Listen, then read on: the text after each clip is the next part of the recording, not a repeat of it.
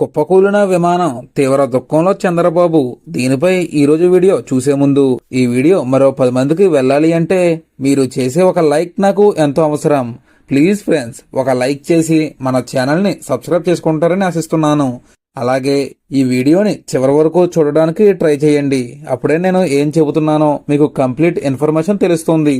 ఇంకా ఏమాత్రం లేట్ చేయకుండా వీడియోలోకి వెళ్దాం. రష్యాకు చెందిన విమానం గాల్లోనే అదృశ్యమైంది.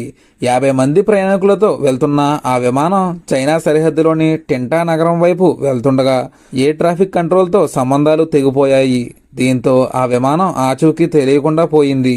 ఆ విమానం గాల్లోనే పేలిపోయినట్లు తెలుస్తోంది.